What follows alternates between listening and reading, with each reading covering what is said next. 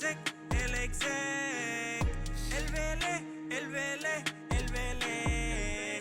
El fenómeno que todos quieren ser. El chamaquito que no pueden entender. How we doing, guys? Welcome to episode 100. Let me repeat that again. 100. We made it. First of many milestones. I want to thank all you guys for the support over these last, I want to say, couple of years almost. It's been really exciting. I love doing this for you guys. I love doing this for myself. I see this as a career in the future.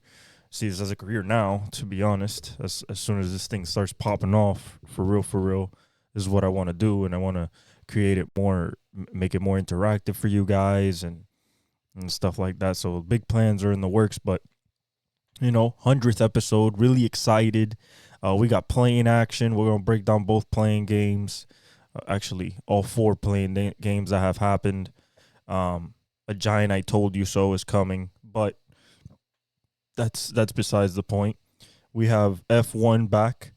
We have NASCAR at Talladega.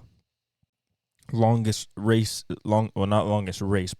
track of the schedule. What else? We have the Champions League, and in this show, the Exec Talk podcast with El Velez, I'm your host. We rave, bleed, breathe, and eat Real Madrid, baby. Real Madrid. Yeah. I respect Messi and all that, but my favorite player of all time is Ronaldo, and that is what is understood. Respect Messi and everything he's done. I think that we had the privilege to watch. If people have Pele still at their number 1, I believe that we watched the 2 and 3 greatest players of all time for 20 years, and I think that we should recognize that that's who we watched in Ronaldo and Messi for so many years, dominating La Liga, and even Ronaldo in his early years in Manchester United, excuse me. So we have the champions. We have some baseball, of course. We have some football, the Devontae Smith deal that was coming down the pipeline. Still, though, nobody's really gotten paid. Like, when you look at T. Higgins, he hasn't gotten paid, and he said he'll probably it's most likely that he will. He anticipates that he will play with Cincinnati this year. That means they're not trading him. So he's going to play on the tag.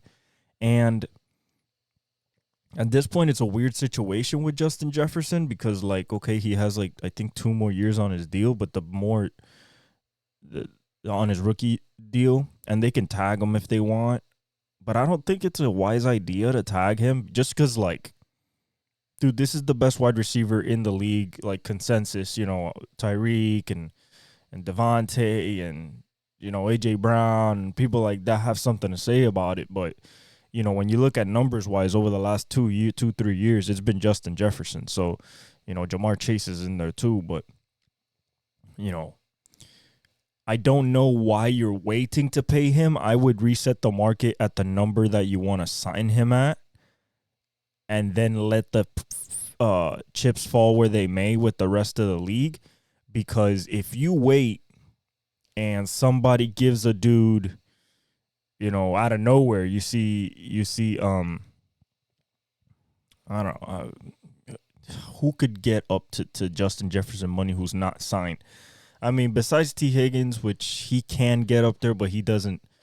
I don't think he's put up. He hasn't put up the type of numbers by himself to warrant that type of money. I believe that somebody can get maybe into the $30 million range, maybe Jamar Chase on an early deal or something like that. But if I'm the Vikings, I want to set that market now. So if I'm going to give him $34 million, I'm going to give him $34 million. If I want to give him 32, I want to give him 32. I know I have to reset the market with him. There is no, we can give you 30.1.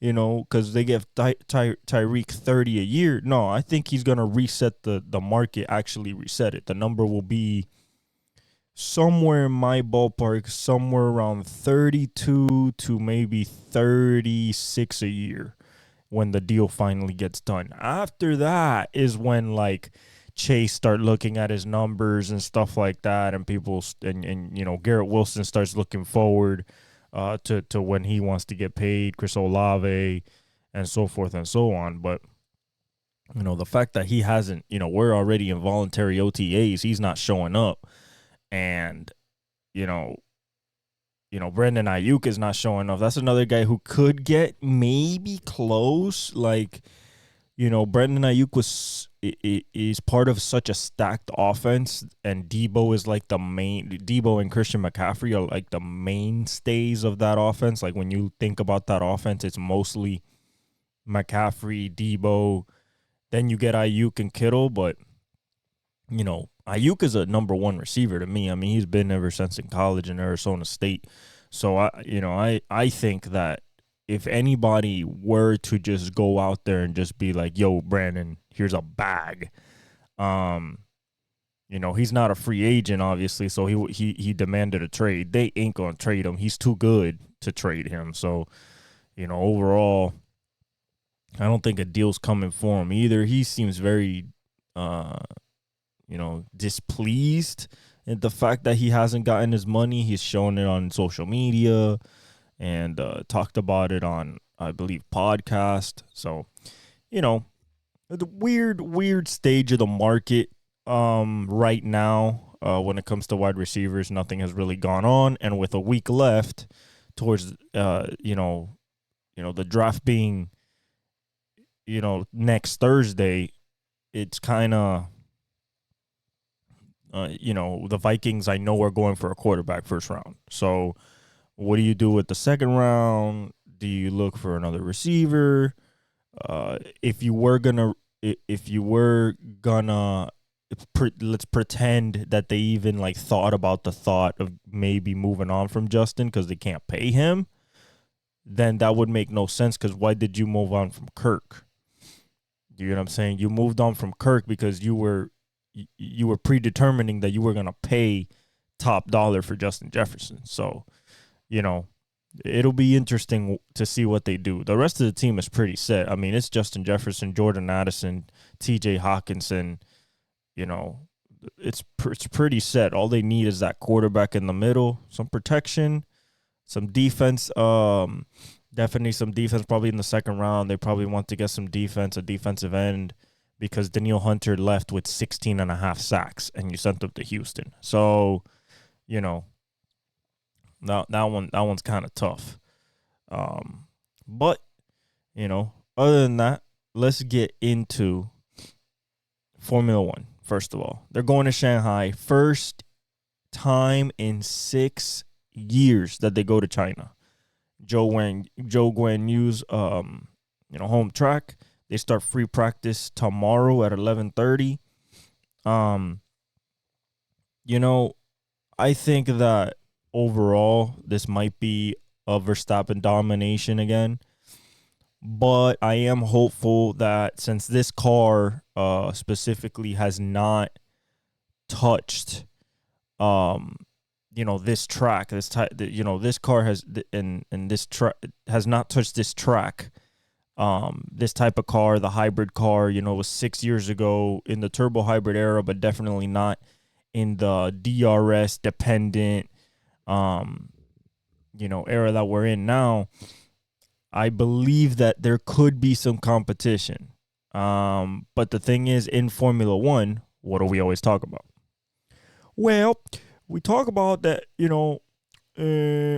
qualifying, you can show that you have some power and some speed, but then you get to the race trim with full fuel load and, Verstappen probably on pole, Checo probably 2 or 3, and, the first corner happens and poof, game, race is over. Like me and my dad look at each other, first 3 corners, guy has 0.8, corner 10, he has a second and a half. and he crosses the line and he's at a second 0.8 before you're even complete a lap, race is over.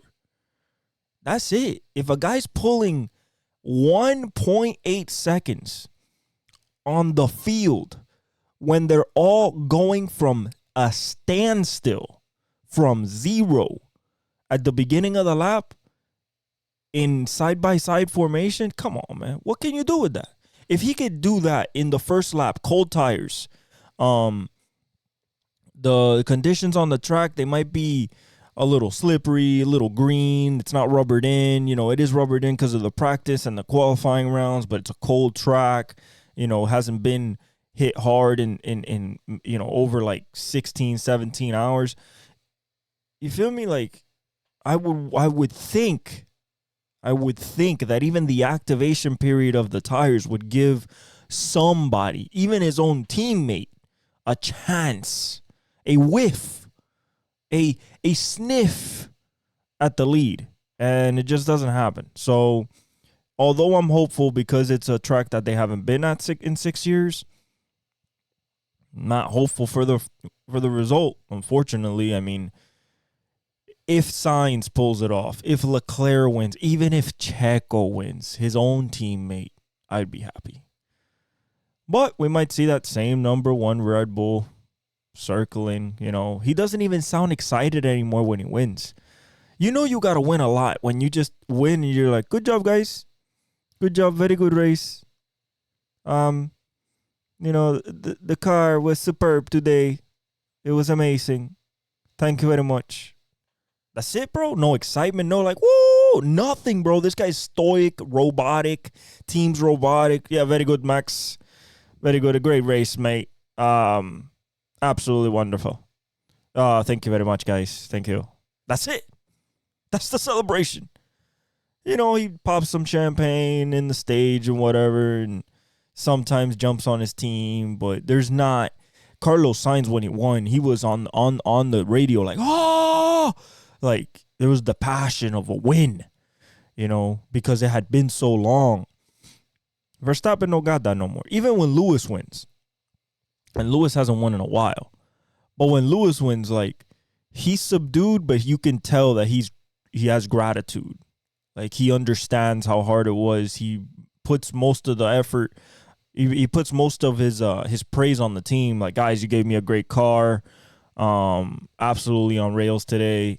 You know, good job, guys. Great win. You know, because he's won 7 championships and he's won the most Grand Prix in the history of the series of the sport. But you can still sense that he understands how hard it is. Verstappen is nonchalant.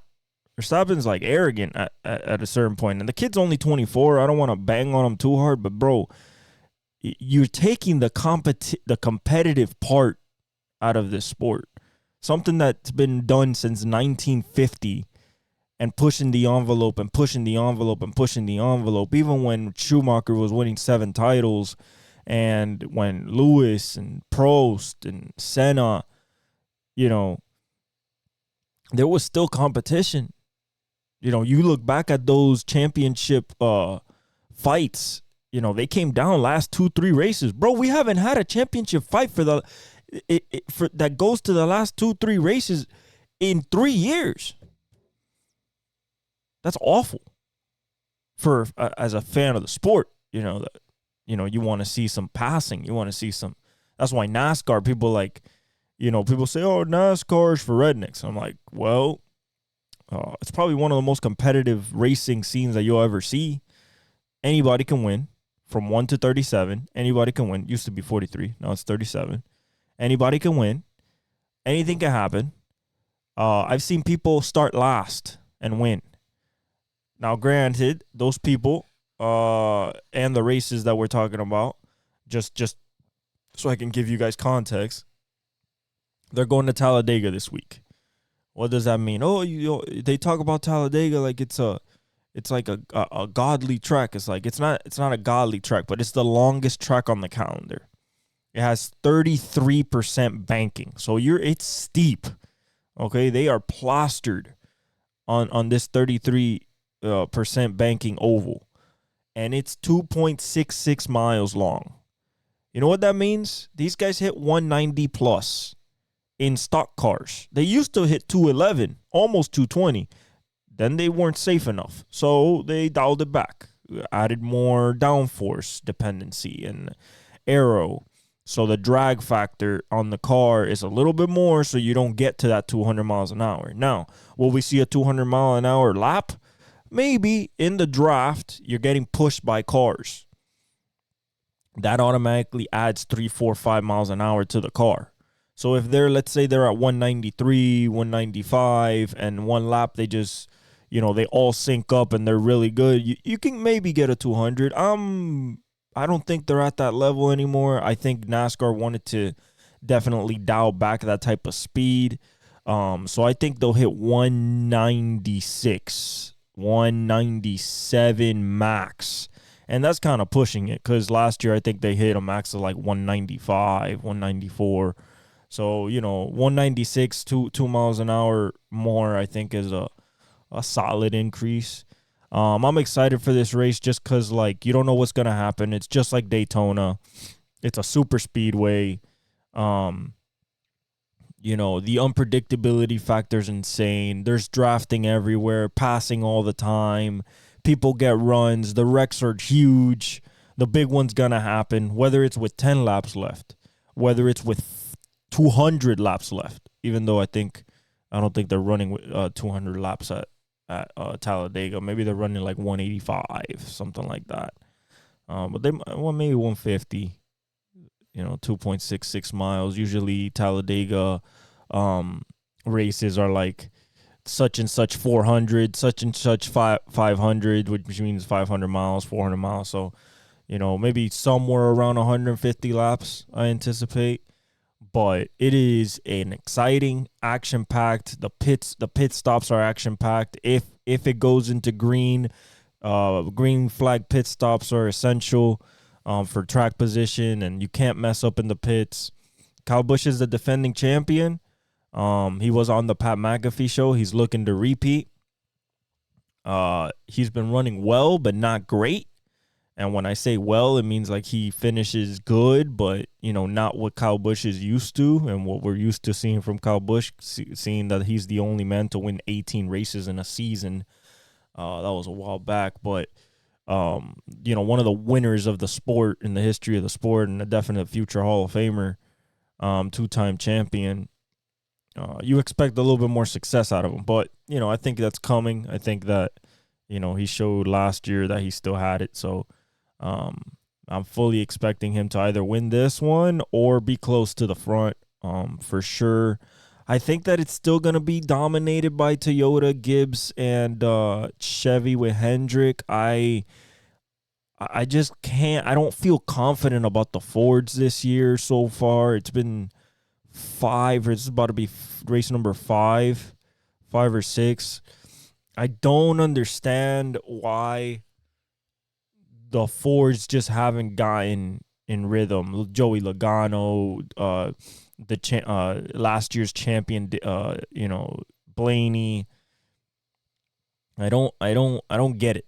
I don't understand why Fords, Keselowski, Buescher, people that were really strong last year and even made it to the Final Four. It was Chris Buescher, Blaney versus Byron and Chastain last year, and I don't understand why Fords haven't figured it out this year. I don't understand. It's the second year with this car. Are you saying that, is it possible that maybe Toyota and Chevy have made great strides with the car aerodynamically and found some things? I wouldn't put it past them. But I think it just shows that Hendrick as a team and Joe Gibbs Racing as a team are just a step above, a step ahead, dynastic type of domination. Hendrick, of course, Gibbs, of course, there are the last 10, 15 years, if you think about who the dominant teams in NASCAR have been, it has been Joe Gibbs Racing and Hendrick Motorsports. That's it. It hasn't. it hasn't been anybody else. I mean, there's a little bit of stints here from Penske. You know, Penske got a champion last year, but you know, overall, I mean, it's been dominated by Joe Gibbs and Hendrick. So I'm excited for Talladega. It's gonna be an exciting race. So tune in. After that, we're going to get into the playing games. Actually, no, let's get into the champions. We got to talk champions here. Because our semifinal is an insane semifinal. Absolutely insane. One of the semifinals is Bayern versus Real. If you know soccer, football, they are, if you threw in a hat the greatest teams from the world, not in any league, but the club teams, one of the first 5 teams that you're going to pull out, or even the first 3, if you're really being honest with success, Champions League and everything like that, especially with the Champions League, is Bayern Munich and Real Madrid. Real Madrid is seen in the Champions League. Real Madrid is seen as the Lakers, the Celtics, 49ers, the Patriots, because the amount of success that Los Blancos have brought in the Champions when they had Ronaldo and Benzema and even going back to Zinedine Zidane, is incredible. And even the announcers during the game when they were facing Man City, which I picked Real Madrid to win, and 15 minutes in, Rodrigo had us up 1-0 on a beautiful goal. And, we waited to the 75th minute to get tied. And then you were sweating bullets for the next 40 minutes till minute 120, and then sweating more bullets as a fan when they're taking the penalty kicks. And, Man City goes first, hits there first. Modric goes first for us, misses, puts Luden in a tough spot. He has to block him. He blocks him. We tie it. They hit again.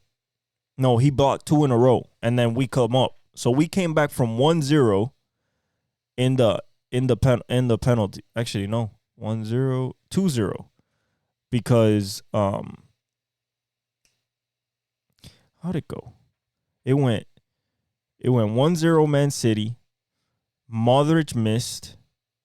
Then Man City got blocked. We made our one. It was 1-1. And then Luden blocked another one. And then it was 2-1 because Bellingham, of course, hits his, go up 2-1. And then finally Rudiger, in the 5th kick, he finally makes one. And sends us to the semifinal. Man City was the defending champs. They're not going to defend their title. I love Man City. I've liked Man City since Yaya Toure, Kun Aguero. I mean, even before Kevin De Bruyne got there.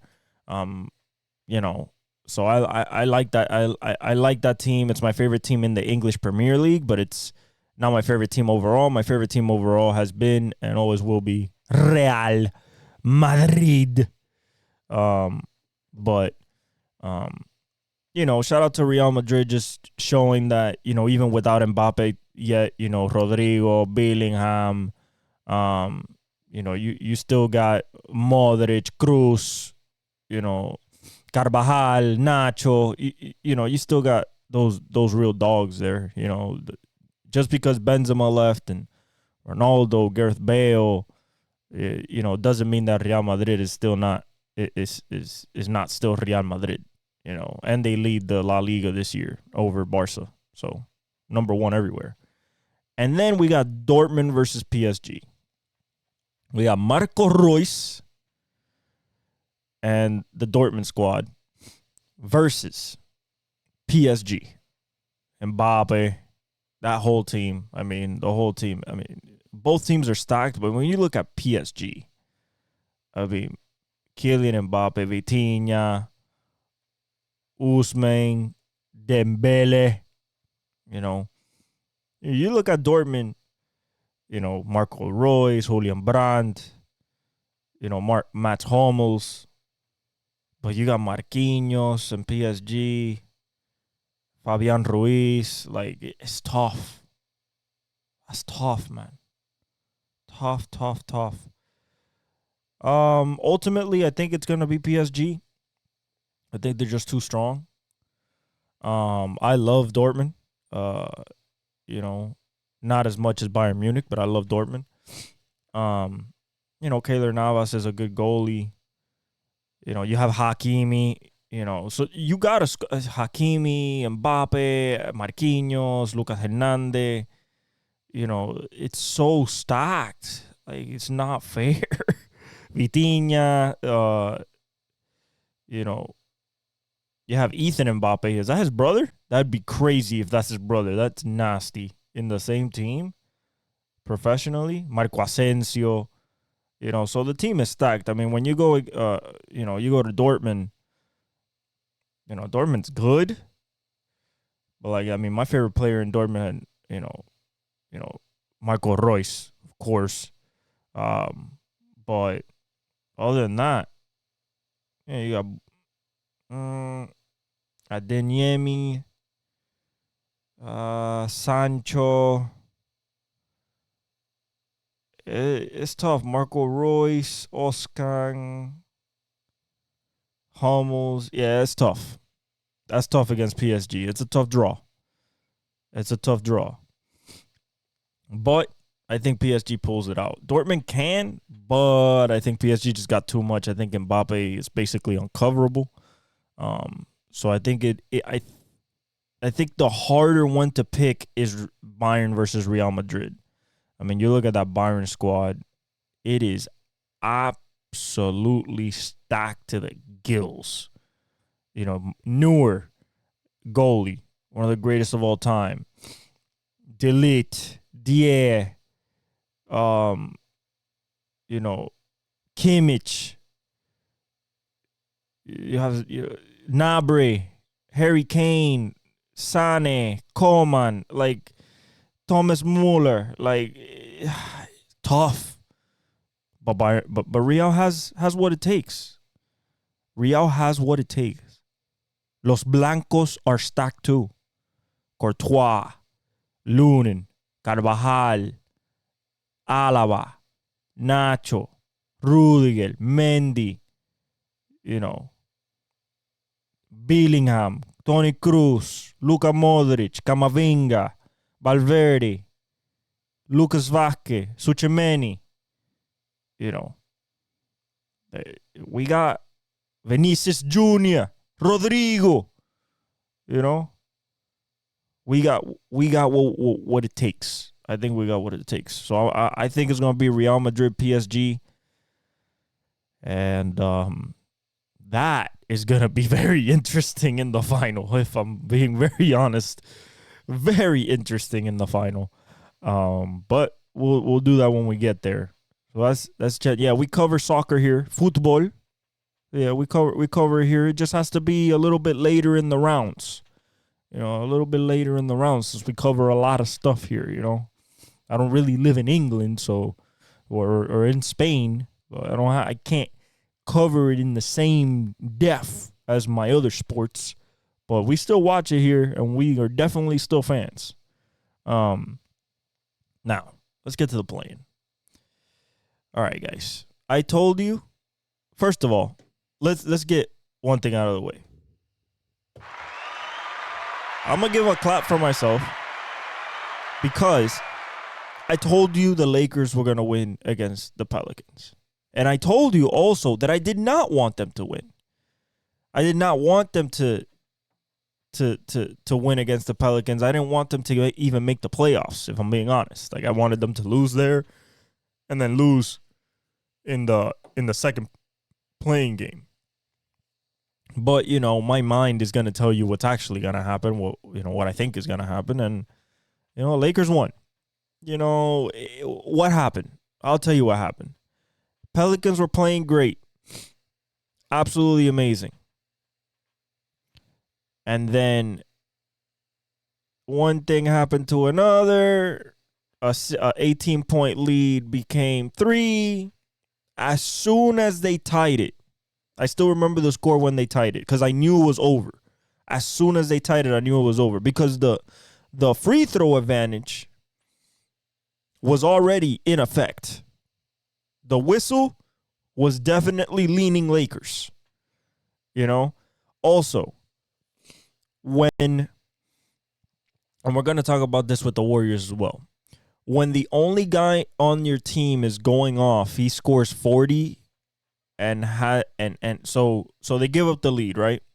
And the Lakers go on a little run, and then Zion basically single-handedly brings them back at the end of the third. But as soon as the 18-point lead evaporated, and it was 76-76, I was like, man, here we go. Once you get tied with the Lakers, especially in a playoff setting, you are fighting not only the team in front of you. You're not fighting just LeBron. You're not fighting just Anthony Davis. You're not fighting D'Lo, Austin Reeves. You're not fighting just them. You're fighting the Zebras. Okay?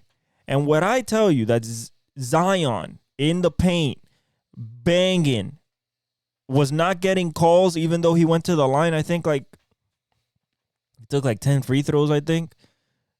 But on the other side, everything was getting called. Oh, a little here. Call. You know the song that I've always played for you guys, the Laker dance. That's the referee's favorite song. The Lakers are playing. Oh, we blowing. We are blowing on our whistle. It is a fact. LeBron going through the lane, a touch on his shoulder. AD going for a rebound. Looks like he got hit. Austin Reeves sets up for a 3. Looks like he falls on purpose. We don't care, though. Oh, illegal screen. Man, you're fighting the whistle. As a fan, it becomes a little predictable. You know what's going to happen because you've seen it so many times. It's the nature of the beast. The worst thing that happened to New Orleans, though, wasn't losing that game. What was it is that with 95-95, Zion just tied the game, and he strains his hamstring. My boy, you play all season. You have the best season of your career health-wise. And in the playing game, you strain your hamstring in the fourth quarter with 3 minutes left? Are you kidding me? Game on the line, about to go to the playoffs for your first time in your career, and hamstring just says, nah, bruh, it's not like this. I'm sorry. That's tough. Bro, as soon as he goes out, Lakers go on this run, end the game. CJ didn't shoot well. I think he went 1 for 9 from 3.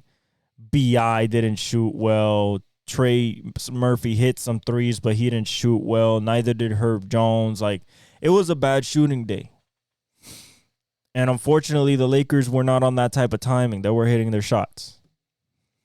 And another thing is that, for a long time, the Lakers, not even for a long time, they dominated fast break points. It was just like brick.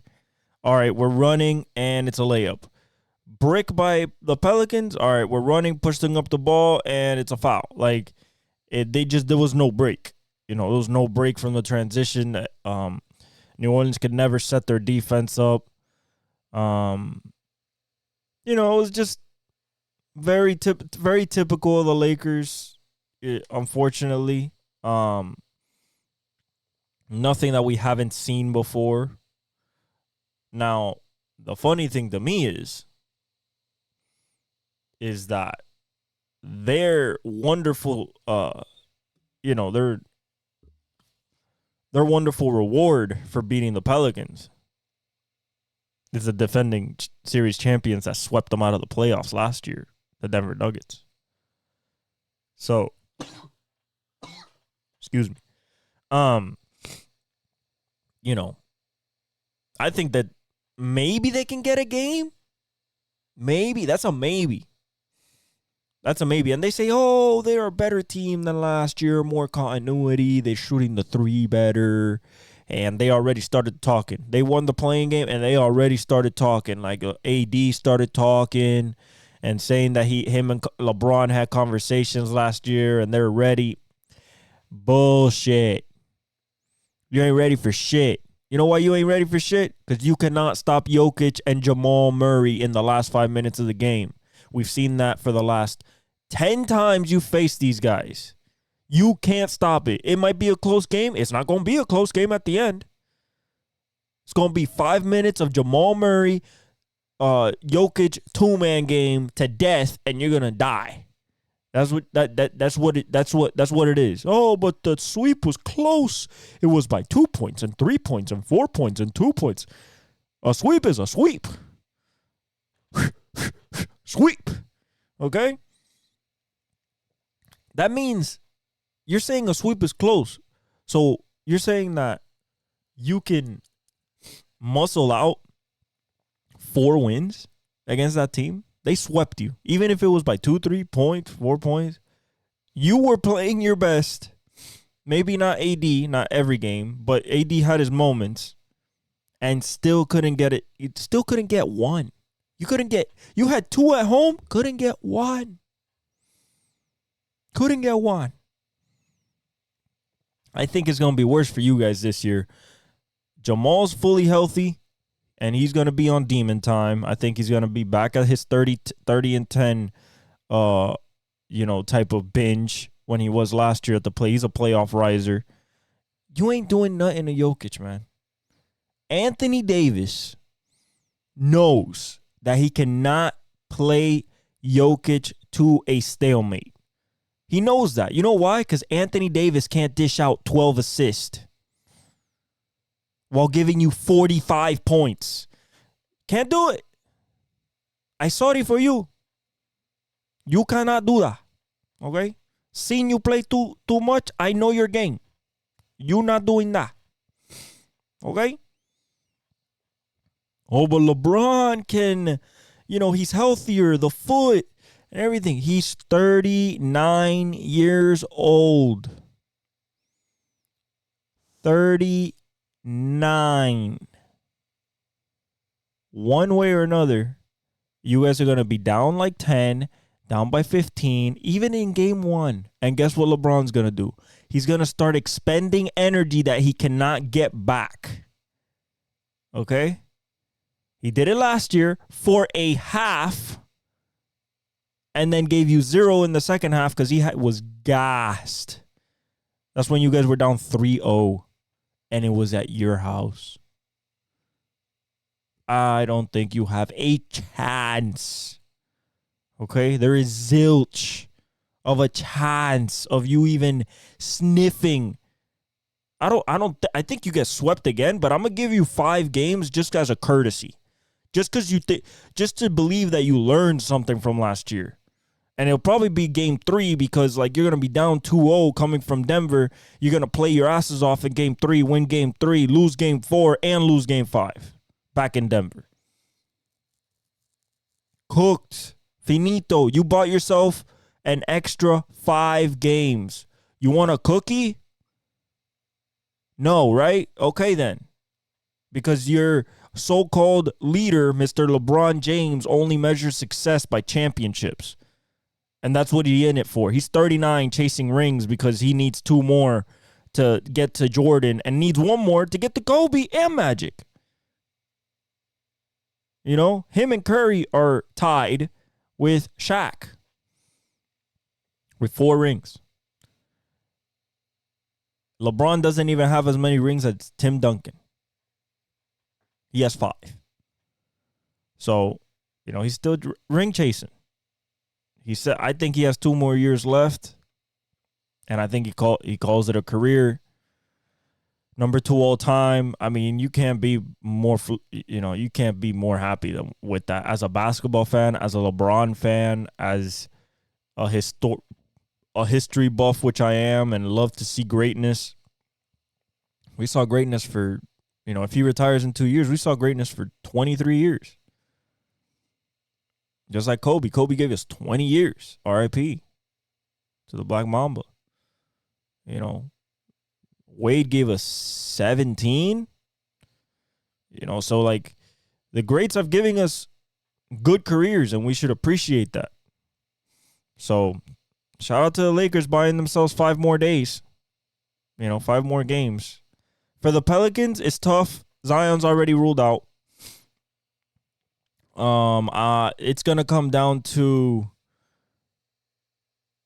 I think, mainly, it's gonna come down to how do Brandon Ingram and CJ McCollum and Trey Murphy deal with the fact that there is not a constant attacking presence in the paint, and they're going to have to hit their shots with a little bit closer windows. The thing about Zion sucked up the defense. Pause, no Diddy. He like made the defense go, he made the defense like collapse. And when the defense collapses, there's open shooters. They run a 5-out. So, every Zion drive, if he's not going to the cup to get a layup, he's dishing out to a corner. He's dishing out to Trey Murphy on the wing. He's dishing out to CJ behind him and at top of the key. And there's open threes. Now it's going to be more one-on-one, probably a little bit more pick and roll with CJ and Trey and CJ and BI. I just hope, because the best matchup for OKC, in my opinion, I think would be the Pelicans. Now, with no Zion for this game, and he's going to be reevaluated in a few weeks with the hamstring strain, and it's it's soft tissue injury, so it's even worse because you can't really heal it. It's only real time and treatment, and whenever the player feels ready, and it could get re-aggravated again very easily. So this is a tough spot for the Pelicans, and who they're going to face. It's not the Warriors. They're out. We're going to talk about that in a couple of minutes. But the Kings dominated.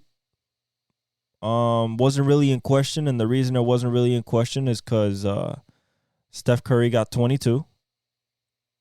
8 for 16.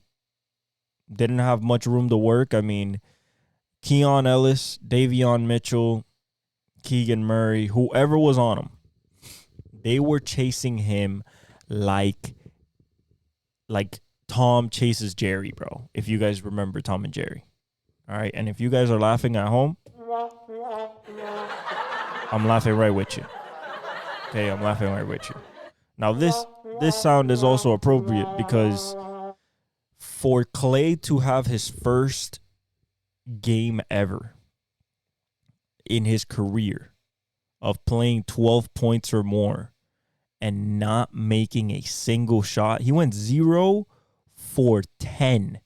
0 for 9 from 3. 0 points. In the biggest game of the season. What are we doing? What are we doing? Kuminga's not starting. He provided a good bounce and energy off the bench. But he didn't start. They started Wiggins, Clay, Pods, Trace Jackson Davis, and Steph. And Draymond.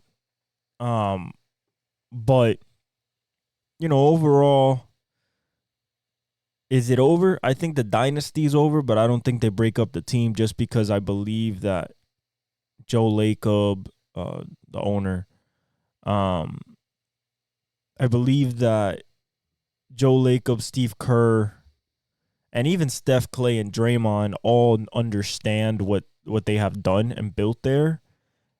And I believe they all deserve to retire Warriors, lifetime Warriors, just like Larry Bird did with the Celtics and Magic and Kobe and Tim Duncan.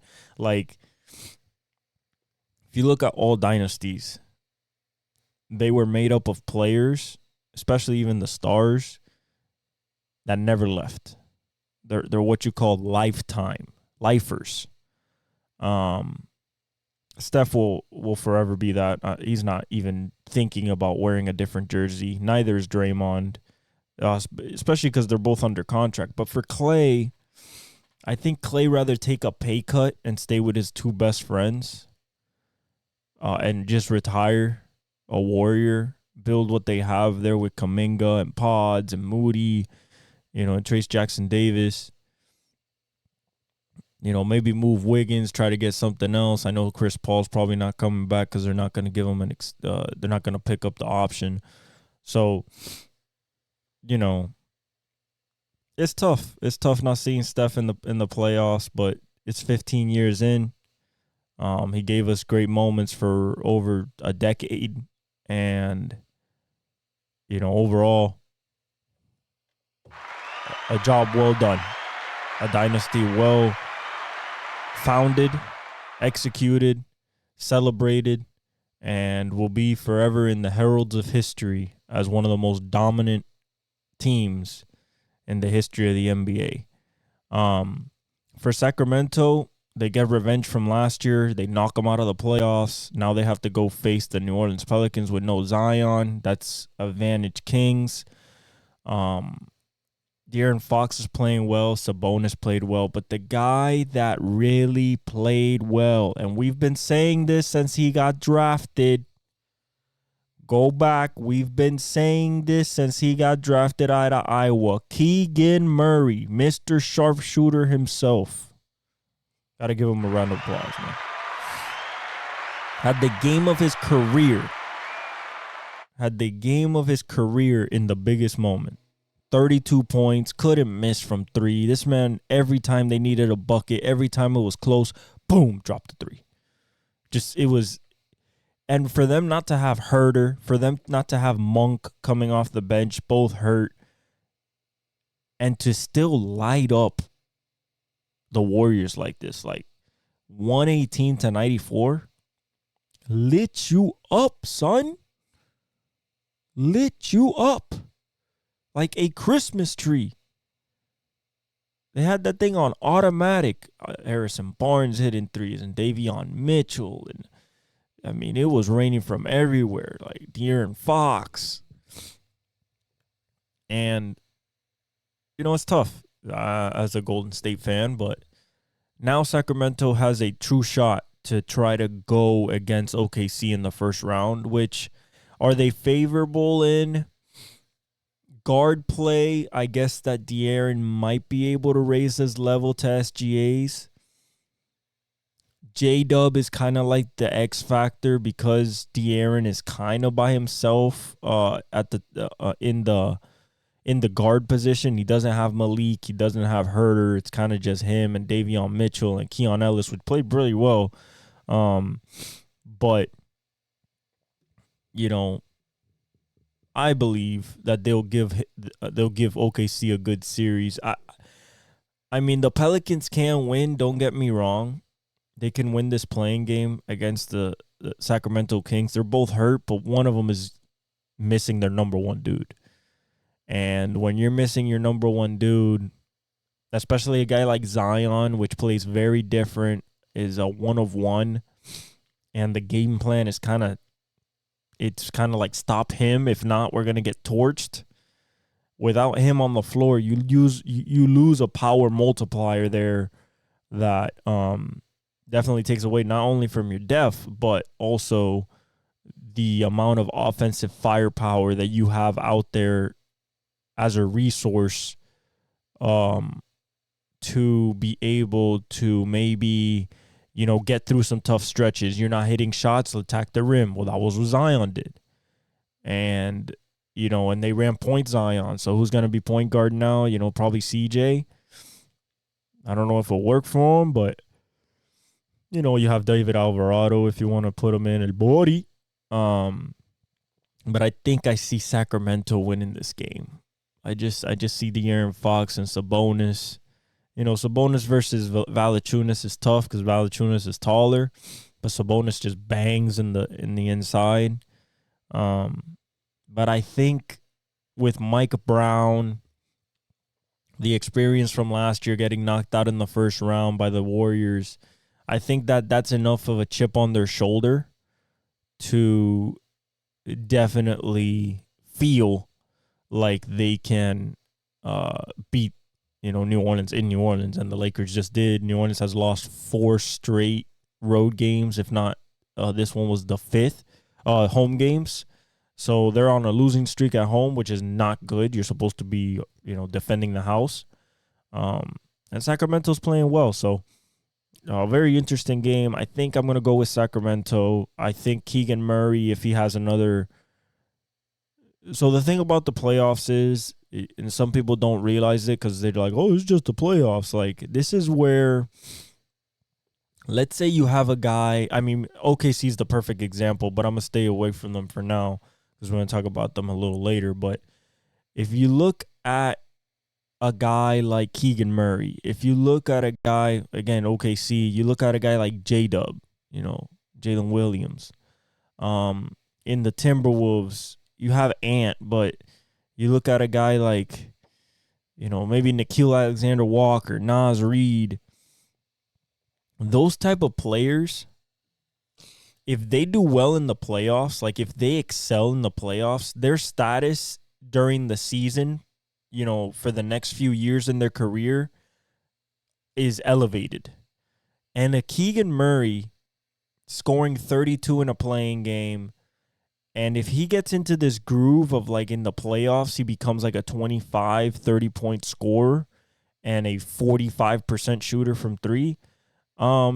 This guy's going to get, all-star consideration next year and stuff like that. Like, that's how the playoffs work when it comes to like building stars and finding stars. Same thing as Jordan Poole. That's why he got $120 million from the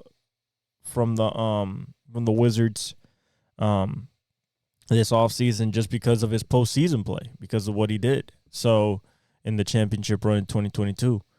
So I think Keegan Murray has a shot, especially being a high draft pick. He was 8th pick.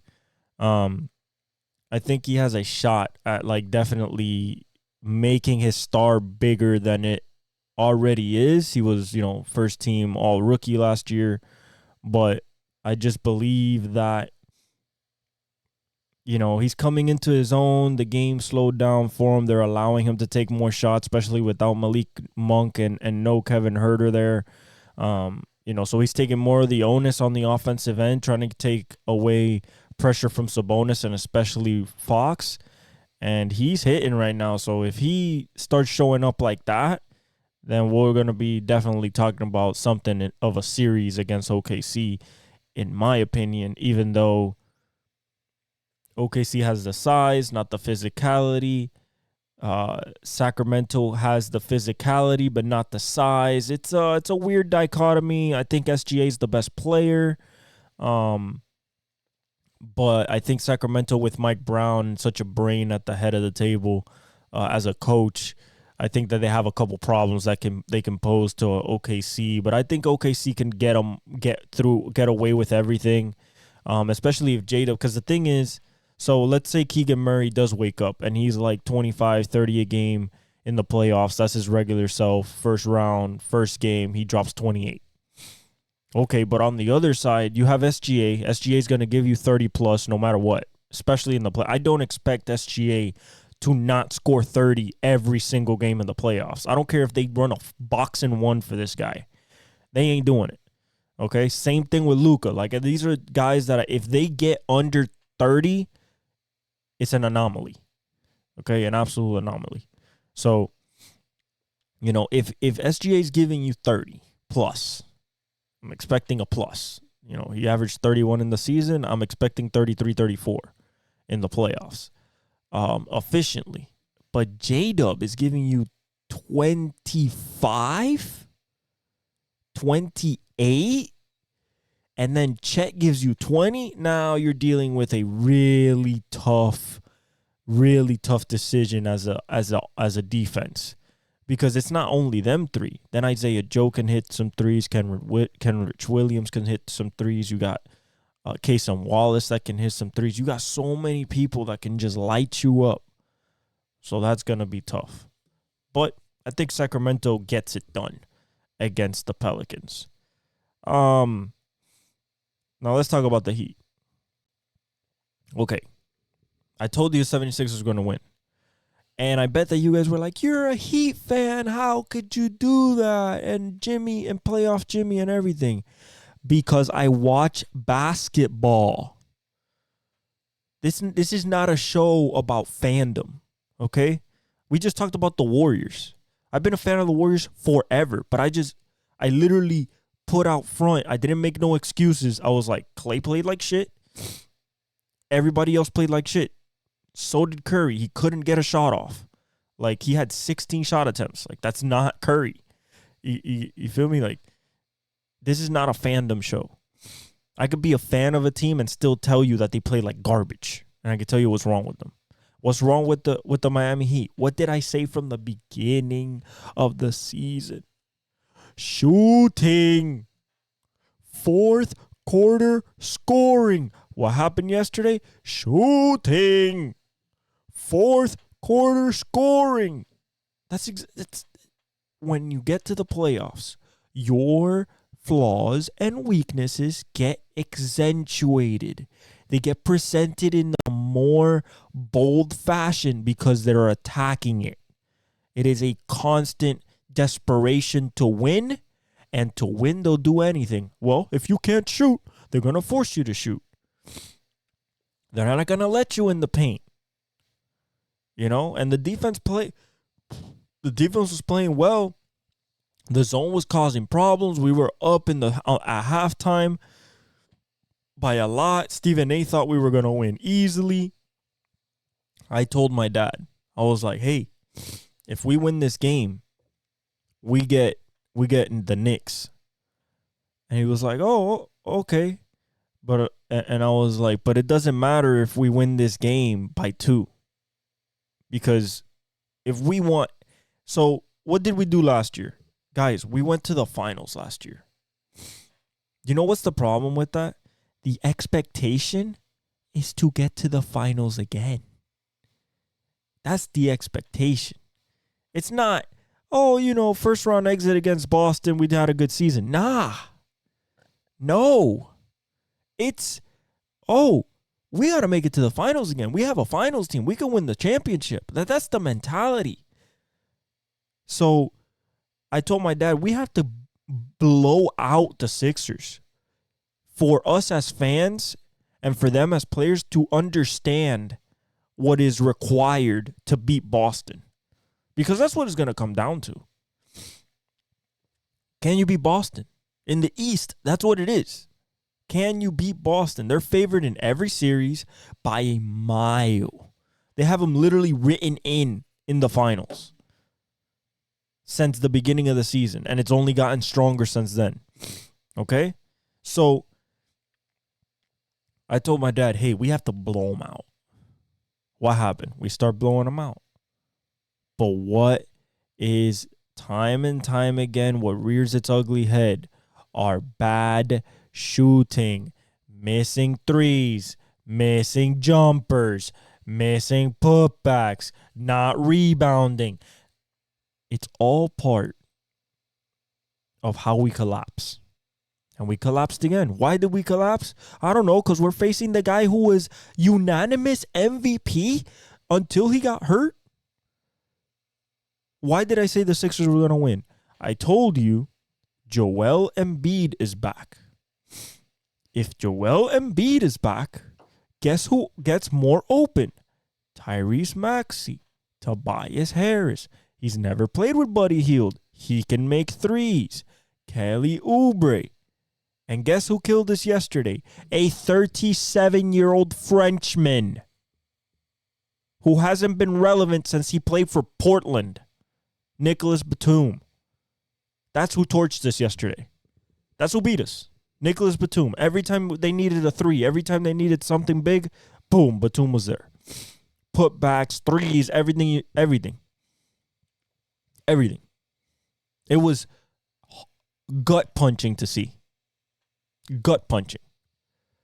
And then Embiid hits a three. We have to play the foul game. And, we lose.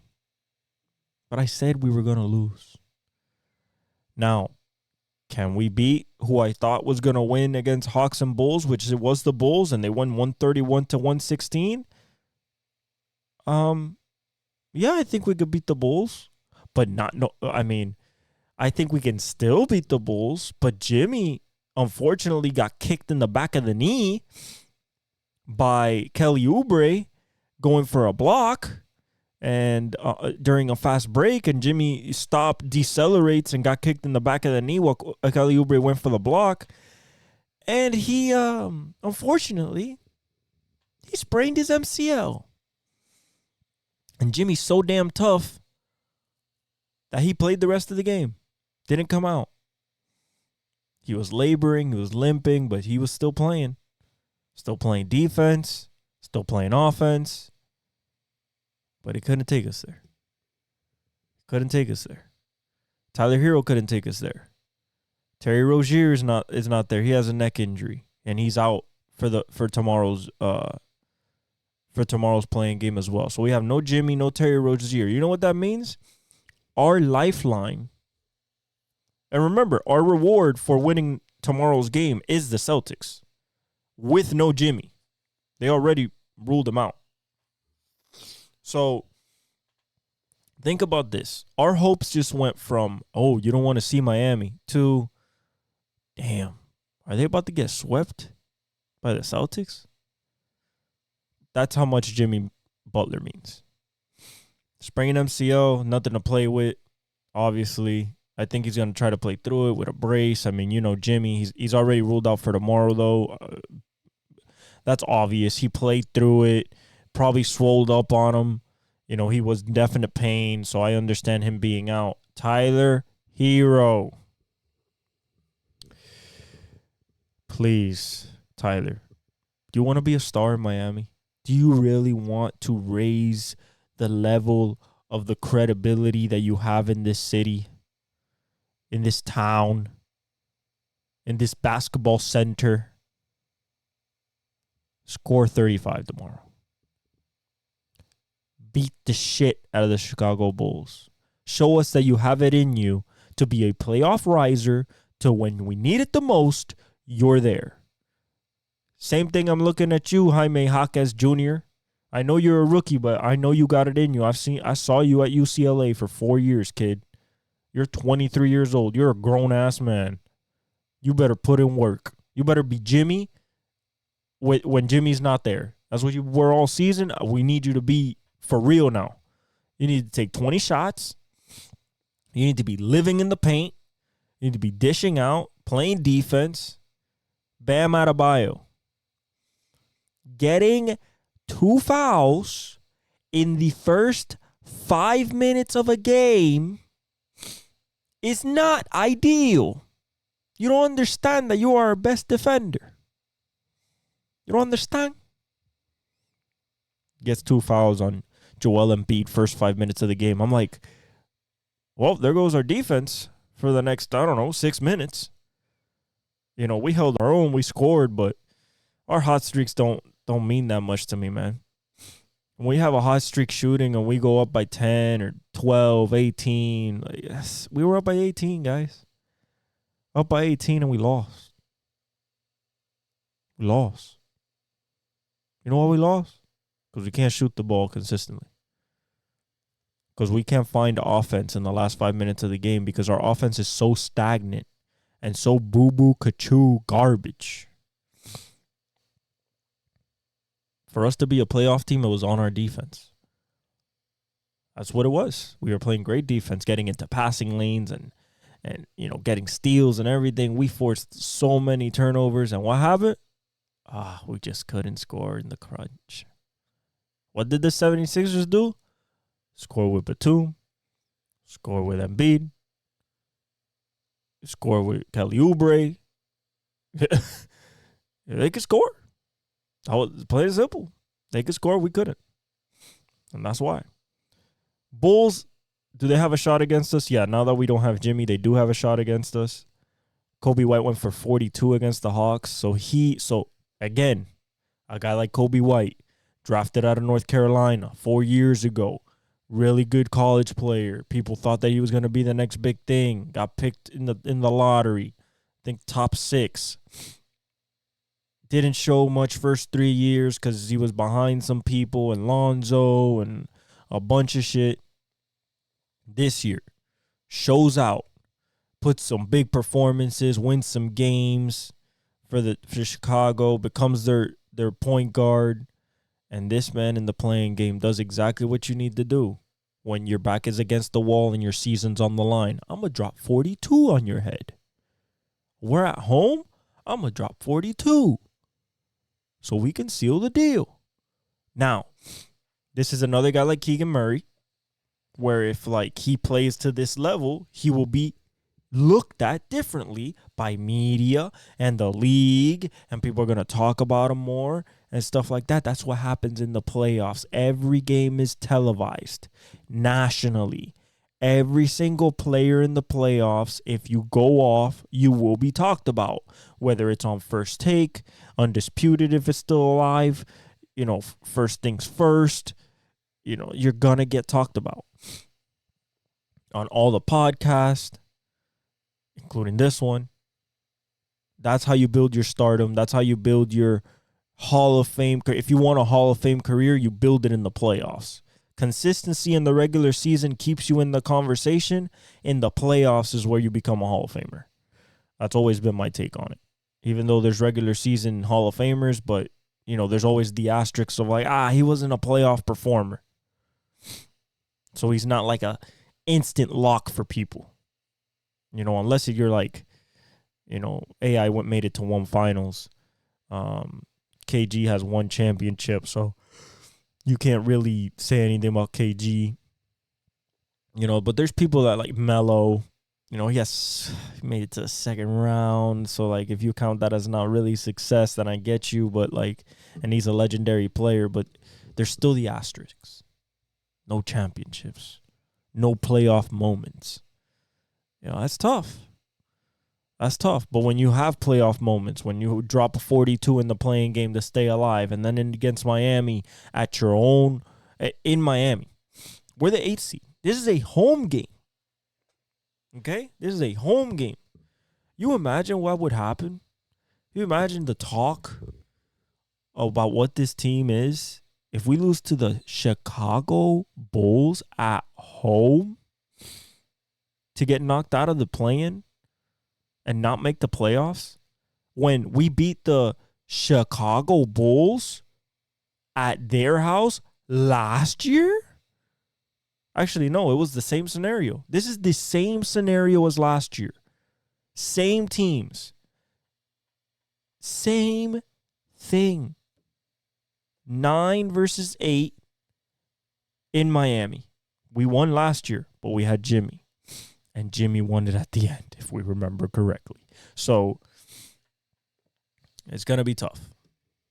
Do I want to pick us? Yes, I believe in Jovic. I believe in Bam. I believe in Tyler. I believe they can, Caleb Martin. I believe they can, put their best foot forward at home. But, man, if any one of them, DeRozan, Vucevic, or Kobe White, or even Dosunmu goes off, man, Tyler, I hope you're there, buddy. I hope you're there to catch us, man. I hope. Because if I am expecting 30 points from Bam Adebayo, I might as well wish upon a star. Shout out to Pinocchio. I want to become a real boy. Yeah. Yeah, I want to become a real team. That's what you guys should be saying. We lose our leader, I want to become a real team. Well, Tyler Hero, you want to become a man?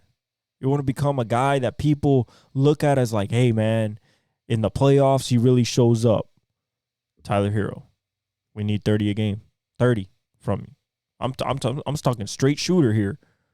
I am talking about you take the reins of the offense and you need to go score. If you don't shoot more than 20 times tomorrow, I'm going to be disappointed. You need to lay it all on the line. You're at home. We're fighting to go against Boston again with no Jimmy. Let it all hang out. This is for the season. You feel me? So, yeah, 76ers versus the Knicks.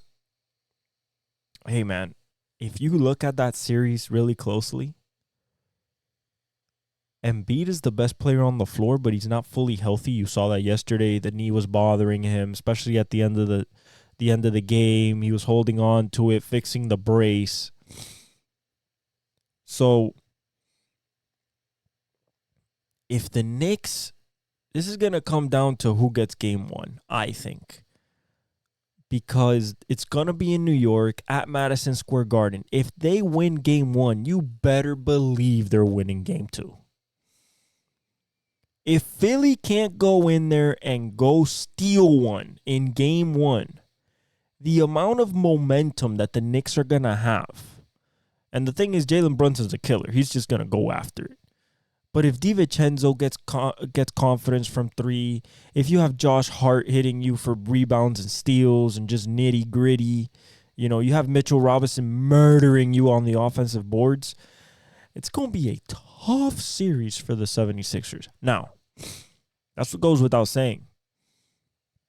If Embiid just shows up like a monster and is just on that type of timing, and Tyrese Maxey, we could be looking at a seven game series. Now, let's put that in perspective, right?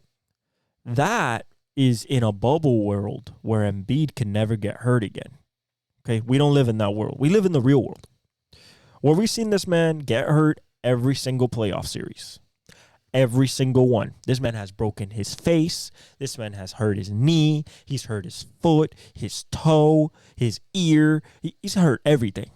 Okay? He is a walking glass 7'1" door that weighs 280 pounds. Okay? A window. Now, can he not get hurt and dominate? Absolutely. Can he get hurt and they fall apart? Absolutely. What's more likely? I think that he possibly gets hurt. He's already hurt. He's coming off a surgery. A pretty serious one. Torn meniscus. Nothing to play with. He got his requisite amount of rehab and everything, but that brace is big, and it looks like his stamina's not back yet. But if he can score 35 plus, it doesn't matter. Because the Knicks doesn't have anything to combat that after Brunson. So if you get a 50, 60, 70 bomb from Maxey and Embiid, you can't absorb it. As a team, you can't. You don't have that type of 1-2 punch that they have. And that's the tough thing for the Knicks. That's the tough thing for Stephen A. to swallow. He's like, orange and blue skies. Orange and blue skies. Well, guess what? It's gonna be blue and red. Looks like it's gonna be blue and red because if you can't stop Embiid. So you gotta hope Embiid just misses. That's what you're hoping for. It's just like KD. You gotta hope Embiid just misses his jump shots. If he's even close to the efficiency he was in the season, you guys are telling you. You're screwed, bro. As a Knicks, you're screwed. Because Brunson can't shoulder the load of 60, 70 points. He can shoulder the load for 35, 40. But not 50 to 60. DiVincenzo has to hit at least 4, 5, 6 threes.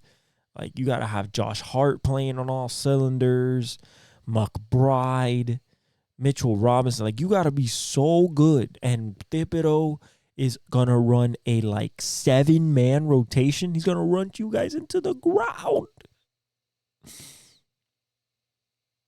And then when you look at shooting, you look at the 76ers. Joel Embiid can shoot the three. Tyrese Maxey can shoot the three. Buddy Hield can shoot the three. Kelly Oubre this season can shoot the three. Batum can shoot the three. Kyle Lowry can shoot the three. You got a problem. Now, am I picking the Knicks to win? Yes, because I believe Joel Embiid is going to get hurt. Yeah, it's inevitable. He's also struggled when he's been healthy in the playoffs. He struggled to play his way. He got a good one yesterday. Let's see what he does in round one. For the other side, OKC, actually that's not decided yet. Denver, Lakers.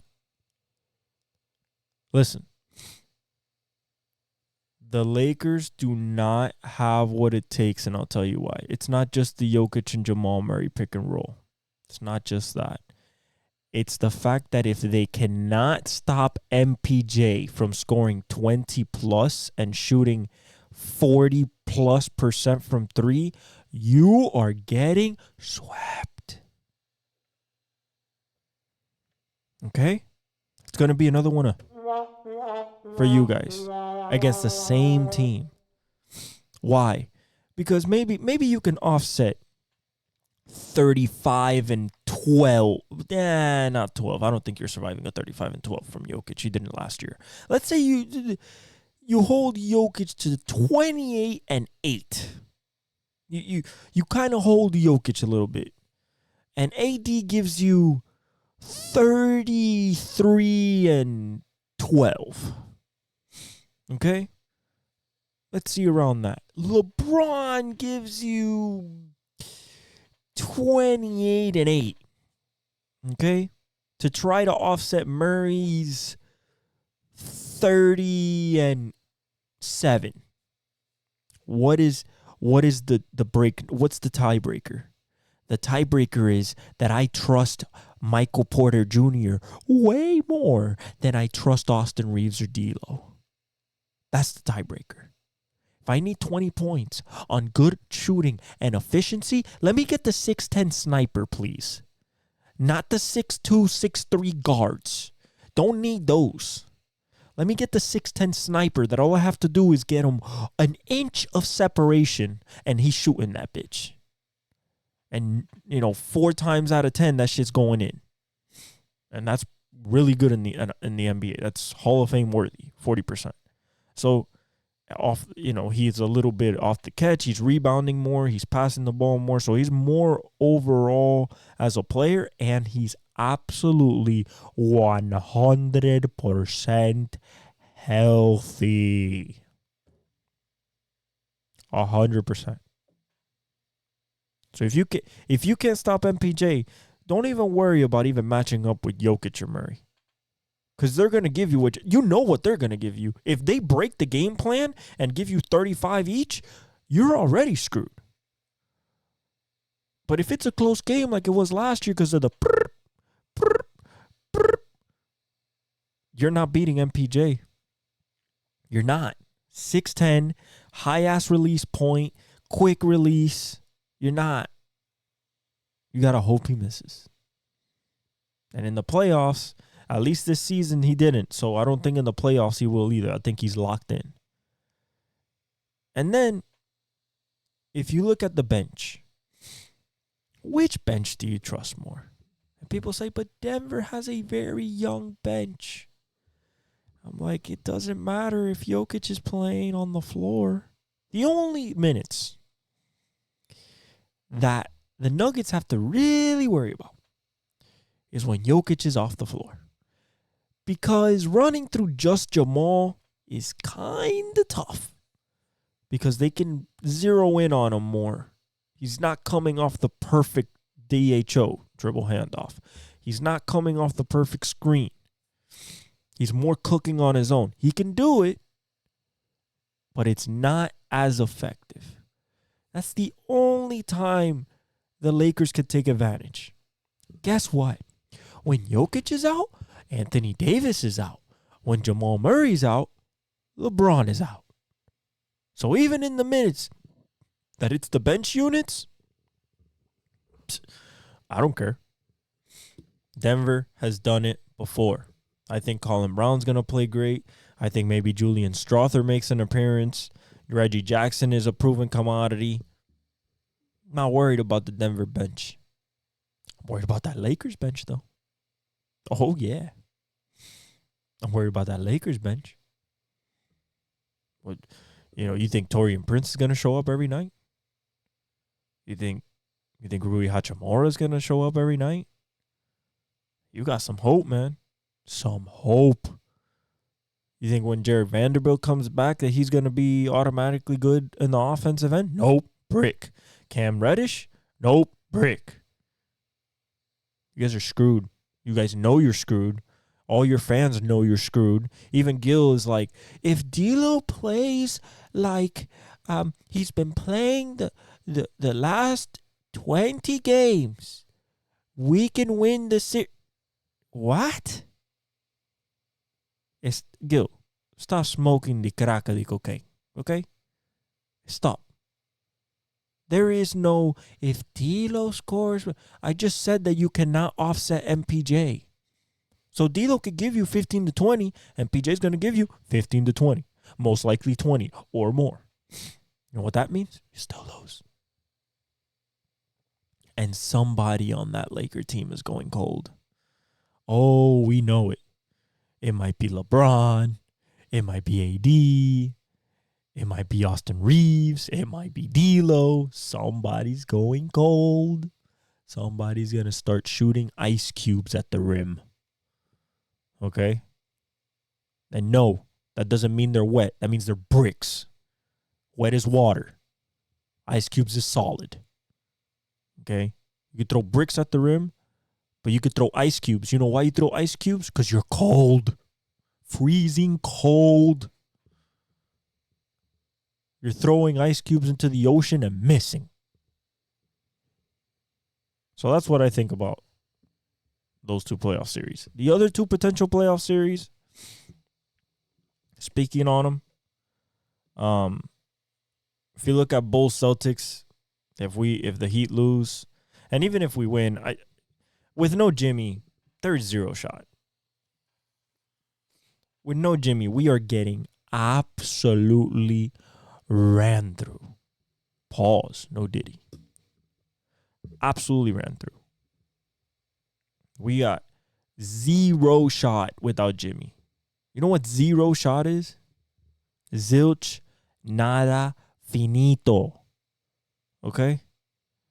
If the Bulls win against us, they're getting absolutely mollywopped.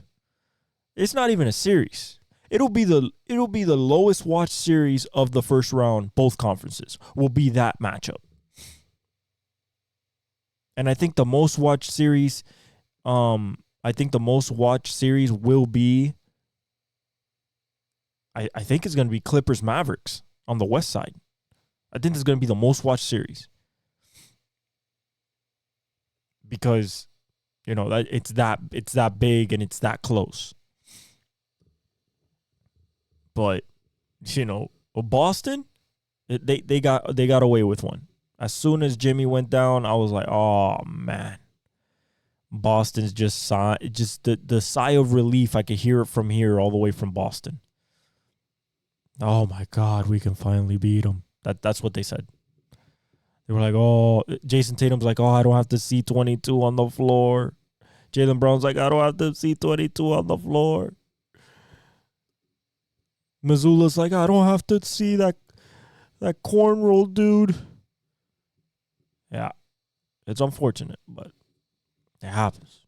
Moving on to the MLB. And you guys might say, oh, no real NFL talk today and everything. Guys, you're getting my mock draft. I'm thinking of dropping it either Tuesday, so next episode 101, or, getting, recording on Wednesday and then dropping at 9 a.m. of the draft on Thursday, my mock draft. So we'll see when I drop it, but you're getting it next week. First 3 picks are already locked in. It's literally Caleb, Jaden Daniels, Drake May. It is not changing. That is your top 3 picks. If any one of those teams, especially let's not even count Chicago. Chicago already made their pick. It should be, they shouldn't even run the clock. It should just be, now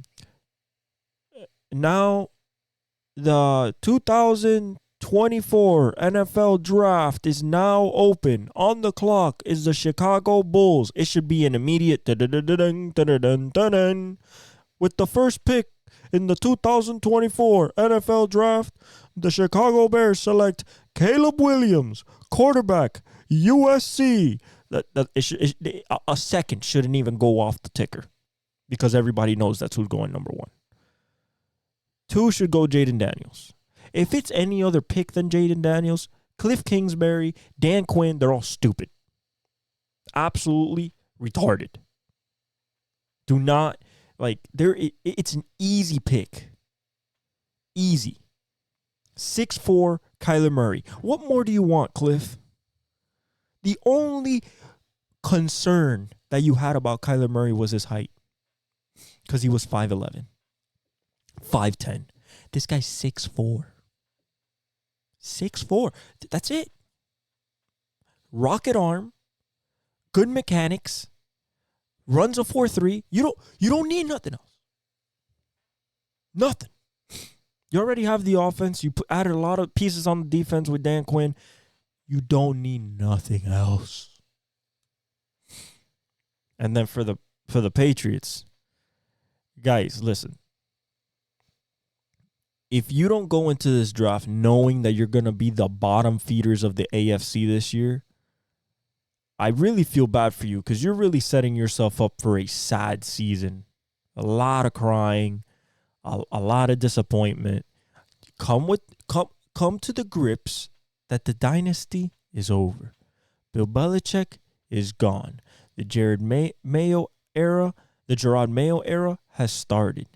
The first thing that you guys should get is a quarterback that you can start for the foreseeable future. Now, you're not going to start him this year. You have Jacoby Brissett. Maybe you can survive. I don't think so. You have 0 wide receivers. So I think you just pick him, sit him, let him learn. Next year, you have your quarterback. If you guys trade down, if you guys pick another pick, you guys will be laughed at. Okay? Laughed at. Maybe not by a lot of the experts. Maybe by people in the social spaces, like me and other and other platforms. Maybe not PFF, because I think I went through their mock draft and they don't think that Drake May should go to the New England Patriots. For Drake May, I don't think he wants to go there. That's where quarterbacks go to die unless you're Tom Brady. So I think overall the draft really starts at number 4. And there's only 2 names that we're looking at number 4, ladies and gentlemen. This is just a teaser for the mock draft. Only 2 names. I'm just going to give the 2 names and we're going to move on to baseball. It's Marvin Harrison Jr. and J.J. McCarthy. Possible trade. We've been talking about it for so long. Will the Cardinals sacrifice Marvin Harrison Jr. to move back into 11 and possibly have a shot at Brian Thomas Jr.? Because I know Marvin's gone, Malik is gone, and Rome's going to be gone. If the Arizona Cardinals even have a inkling that Rome Odunze, which is the 3rd on the wide receiver board, even though he's a top-tier player, Malik is not going to be there. The next team after the 4th pick will pick Marvin Harrison, and the next team after that will pick Malik Neighbors. I don't think it's they're too good of players to even pass up on them. Like, it goes beyond need, and those both teams that come after the proposed number 4 pick goes to the Vikings, they're all needy for wide receivers, so they're gonna take them. Rome's going 9 to Chicago. I don't think that's even a question. So 11, you get Brian Thomas Jr. So you still get a high ceiling guy and an absolute freak. I mean, an absolute just genetic just anomaly.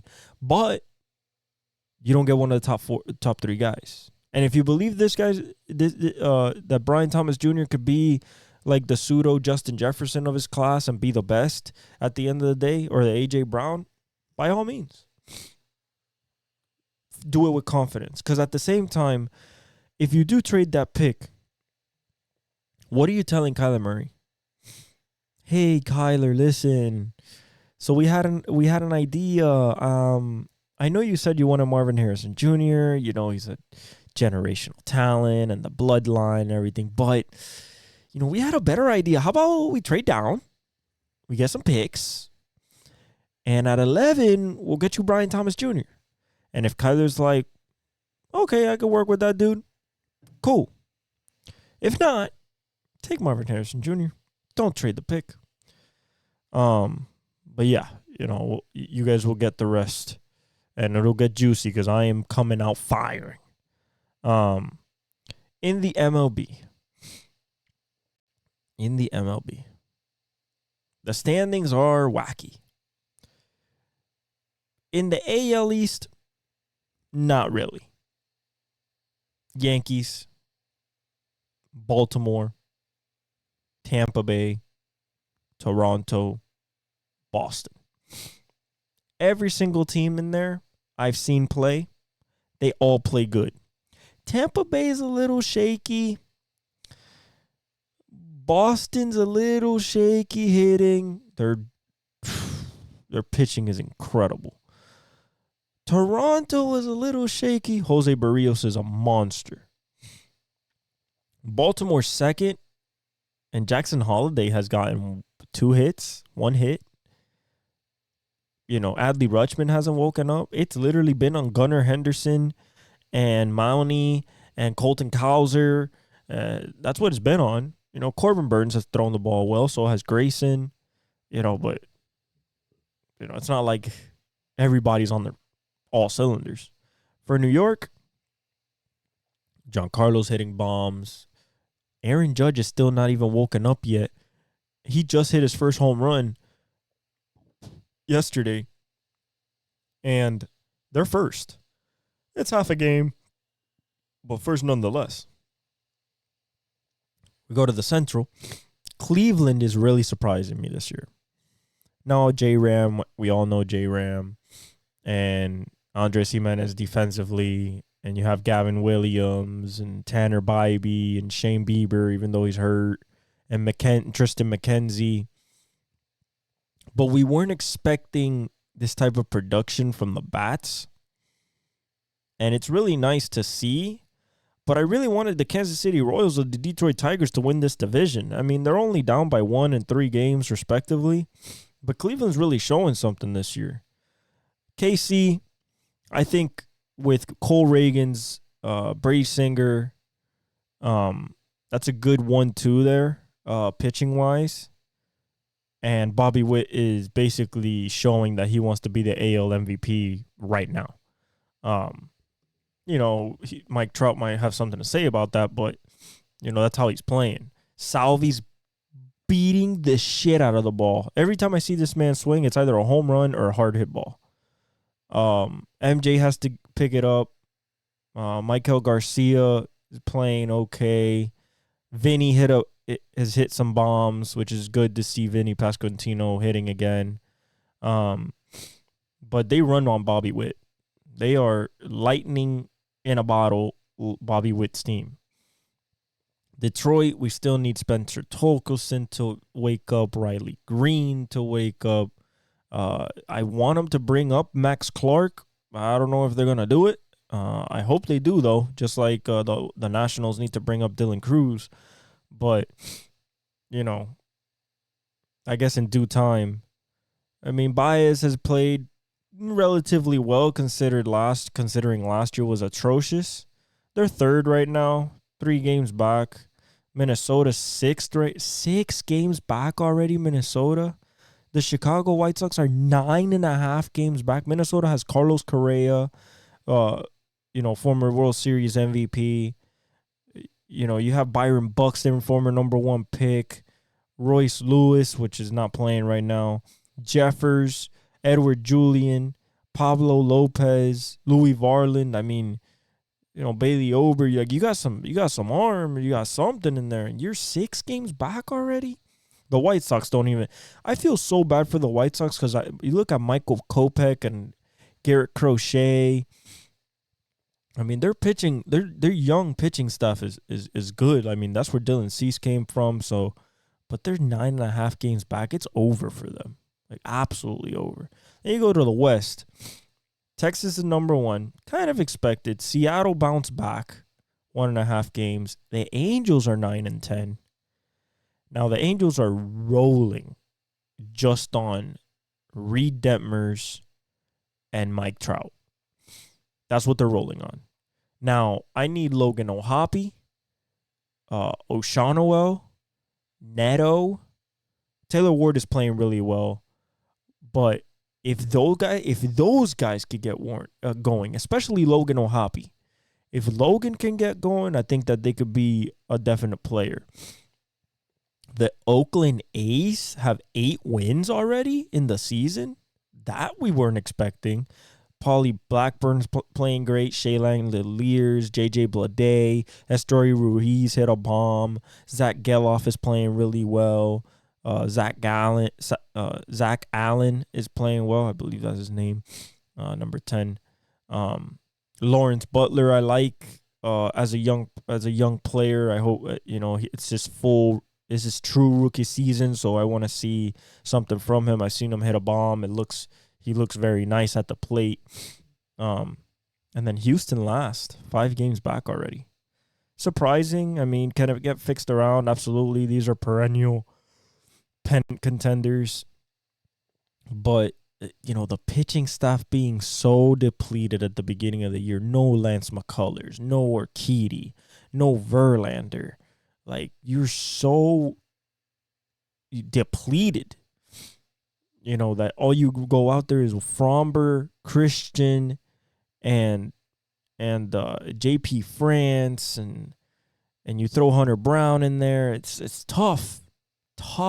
Ronald Blanco's your best pitcher right now. He's a 30-year-old rookie. So, and the hitting hasn't really, like, Jordan hasn't woken up. Kai Tucker hasn't woken up. Breggie's in a slump. Pena is doing okay, but the power's not there yet. Altuve's playing well, but it's still not them yet. I think they can turn it around, though. You go to the National League, you got Atlanta. Acuna finally hit his first bomb of the season, and they're still first, so go figure. Fried is pitching okay. Sales pitching okay. But, no Spencer Strider's tough. But they're winning because, Ozzy Albies is hurt. He's on the 10-day with a fractured toe. But I think they're going to be fine. I mean, you still have Olsen. You still have Riley. You still have Acuna. Marcelo Zuna's bombing the shit out of the ball, leading the National League in home runs. I mean, the team is just too stacked. And then Raisel Iglesias is absolutely fanning people in the 9th inning. Phillies are second. Bryce Harper's been playing well. Kyle Schwarber, at this point of his career, it is literally strikeout or home run. There is no in between. This man can't go for contact. He can maybe get a double if he squares one up, but it's home run or strikeout for him as a leadoff hitter. It's scary, but at the same time, it kind of works. Trey Turner's playing great. JT hit a bomb. Bohm is playing good. Then you have the Mets, Alonso's playing great. Lindor's starting to find his footing now that they started cheering for him. There was this trend that grew on social media over the last week. Like, oh, maybe we should cheer for him like they did Trey Turner last year when he was in a slump in Philly. And he's been hitting the ball. So I think that's working. Their pitching is doing okay. They're third.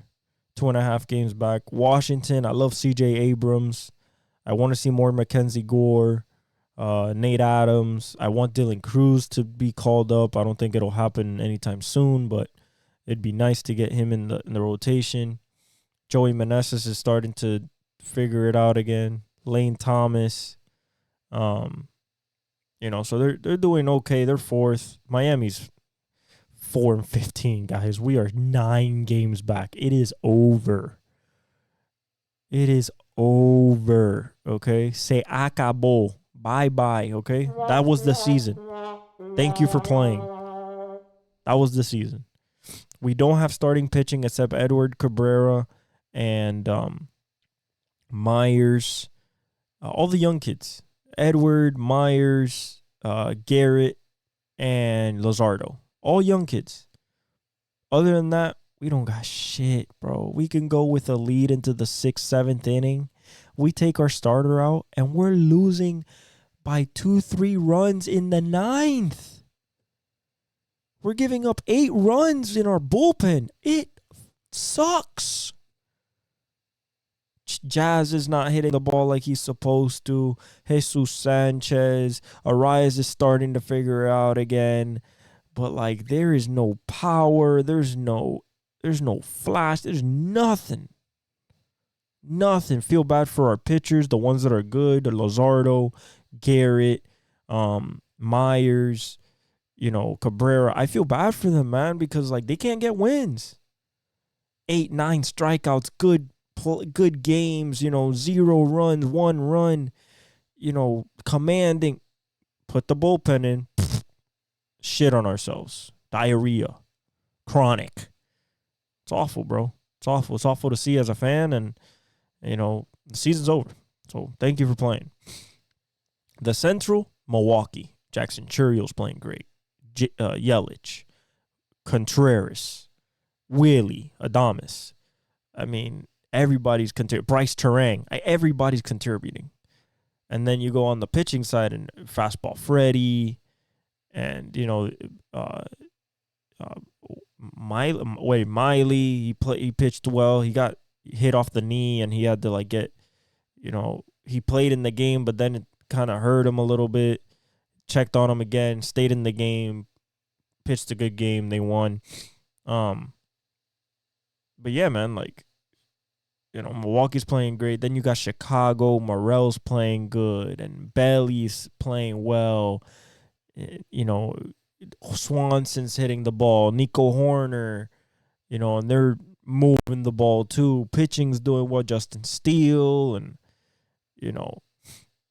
they're pitching the ball okay. I mean, they're 11-7. They're hitting more than pitching, really. Kyle Hendricks has struggled a bit and stuff like that. Alzolay is a great closer. Pittsburgh is 11-8. I think Pittsburgh is just kind of waiting for Paul Skeens to just be ready, but he just threw, I think, I forgot what the tweet was, but I think it was 17 strikeouts in AAA. Bro, it is time, okay? When your first pick of last year's draft is already in AAA throwing 17 strikeout games, I think it's time to bring him up to the big leagues, bro. I think that's enough abuse for that league. You feel me? But bringing in to a rotation with a guy like Keller and Jared Jones. I mean, they're going to be scary once Paul Skeens gets up there. McCutcheon's playing well. Triolo's playing well. Reynolds. Cruz has to find it again. Key Bryan has to find it again. I haven't seen him play the last few games. I think they were just, trying different lineups and stuff like that. Captain Jack Sawinski, he's been playing well. But, I think their pitching is what's going to take them deep into possibly the getting to the postseason this year. Cincinnati 9-9. It's a lot of up and down with them. Ellie hits a bomb. Ellie strikes out. You have Spencer Steer have a good game. Then you have India have a good game, and Encarnacion Strand and Benson, but none of them click together. And then on the pitching side, you have Ashcraft and Abbott and Hunter Green and Lodolo. and Alexis Diaz is doing great at the end of the game in the ninth, but Hunter Green has to get more consistent. Lodolo, we haven't seen enough. Ashcraft has good stuff, like really good stuff this year. Abbott has really good stuff this year. It's just about consistency.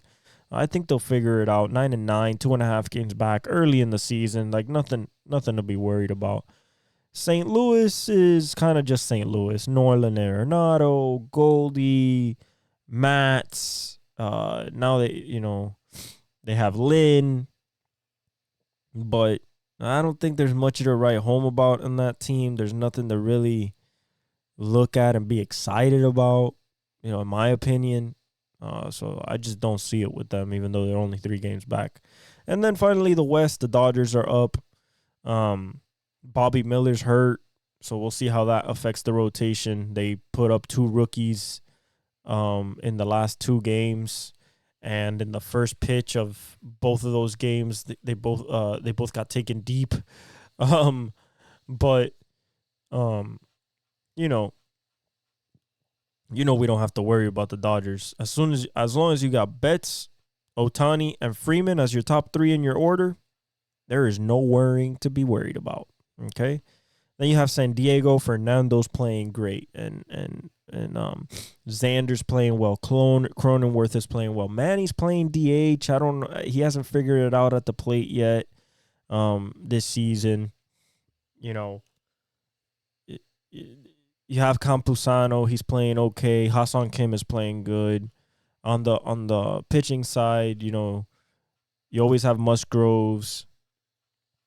You have some other arms in there. It's going to be about consistency with them. They have the team. They just need the consistency. Arizona is 3. I like the way Arizona plays. Ketel Marte is looking like he wants to, possibly be in the MVP conversation. You still got Corbin Carroll, Christian Walker, Merrill Kelly, Zach Gallen, Brandon Pfaadt is pitching pretty well this year. Ryan Nelson's the one that scares me a little bit. He's just not finding his command. But the whole team as a whole is playing pretty well. They're third, 2 games back. They're in the it's gonna be for a wild card. You're not gonna get the Dodgers this year. So, overall I think they're doing good. San Francisco, only 3 games back. Lamont Wade and Young-Hoo Lee, Tyro Estrada, Jordan Hicks. The starting experiment has absolutely worked. He brought down his fastball velocity from 101, 102 to 95, is locating, really being a pitcher. It's really nice to see. It's still electric stuff. Like the sinker's still nasty, still has the split, the change. He still has that he could gas it up if he wants to. He can gas you up 102. But he's just living at 95, 98, 97, and really locating his pitches. So the experiment has definitely worked. You still, of course, have you had Logan Webb. I mean, you can never go wrong with him. They probably have the best closer in the majors right now, besides Sugar in the Mets. And that's Camilo Doval. I mean, he is nasty. Of course, we don't have the Mountain this year. So, we can't, the Mountain probably was the best, but we don't have the Mountain. So after Sugar, I think it's Camilo Doval. And then Colorado 4-8, 4-15. It's over for them too. They have no pitching. I feel bad for Nolan Jones and, Ezekiel Tovar and, Michael Tolia. Like it's tough, and it's tough for them down there, but they're not sniffing nothing this year. But yeah, that's baseball. That was the 100th episode, guys. I hope that we're here for 1,000, 20,000 more. Hopefully in the future, I have my own show, or maybe I'm on ESPN. I love doing this. I truly do. And I can't thank you guys enough for allowing me to entertain you for 100 episodes. I know sometimes I get too long-winded and episodes are really long, but I love you guys for sticking around. I see you guys showing love in the Instagram and the TikTok. More reels coming, more clips coming. I'm really excited for the playoffs to begin. The next episode we'll be talking about playoff games happening. So I love you guys. Thank you very much. Like, subscribe, hit the notification bell. Follow me on all my socials. Love you guys, and I'll leave you with the outro. 100 episodes, baby. Woo! El exec, el exec, el exec. El Vélez, el Vélez, el Vélez. El fenómeno que todos quieren ser.